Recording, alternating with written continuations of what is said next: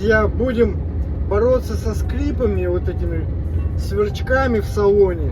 Так, отверточкой плоской, маленькой поддеваем здесь.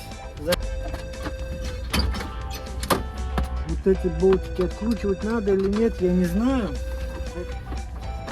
Давай уже, снимайся. Хватит.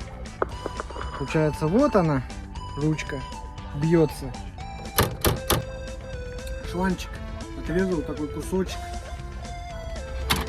Вроде вот сюда вот приклеил кусочек. Вот сейчас вот здесь проверим. Вообще тишина пока.